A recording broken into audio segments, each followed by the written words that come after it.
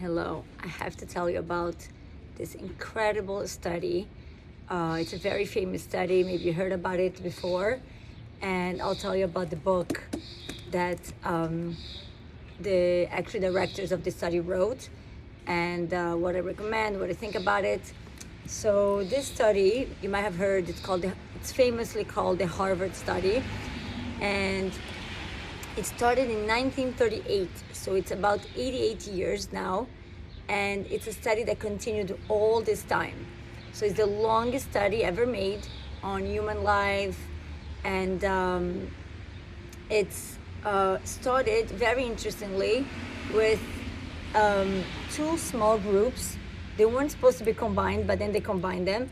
It started with a group of, at the time, they didn't study women. So it started as a group, first as a small group of inner city Boston boys, adolescents, teenager boys. And then they had another study of men, Harvard students, from affluent families, upper middle class, people they were going to Harvard.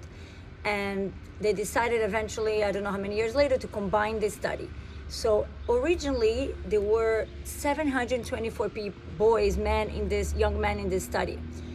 Eventually, when things opened up and they started including women, and they started including also what made this study very, very unique is they started including the spouses, the children of the participants, of the original participants. So overall, it went to 1,300 people that they were following for decades.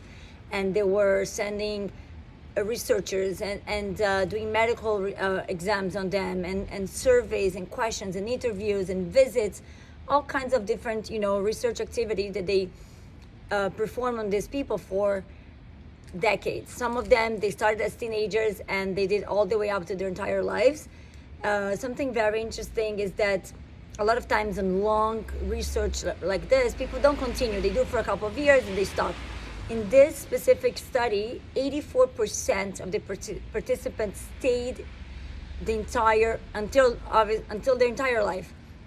And out of the original amount of people that started this research, 68% of their children also participated in the research.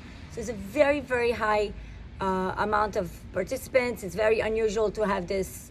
People usually drop out. And okay, all this to say that what this research was studying, something very profound and very unique and extremely simple, is what is the secret to a successful life?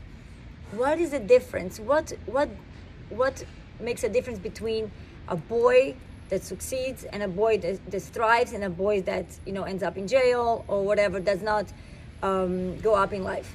And doesn't matter where you're from, if you're from affluent family, from inner city family, which part of the city you are, what color you are, race, ethnicity, religion, all these things really doesn't matter. At the end of the day, what do you think is the number one factor in defining a life that is successful or unsuccessful? Very simply, very brilliantly, is relationships. So this study took 88 years to come up with this findings that for a lot of us is very intuitive, that relationships really is what make it or break in your life. So important. And at the same time, on our day-to-day, we're rushing, we're running, we have so much to do. We forgot to call our parents, we forgot to call a friend. We even, sometimes don't spend enough time with our children. All those relationships that really, at the end of the day, this is gonna make it or break in our life. So this book, it's called The Good Life. It's a great name. The people that wrote, Robert Waldinger and Mark Schultz, they are the current directors of this study. So this study is still going on.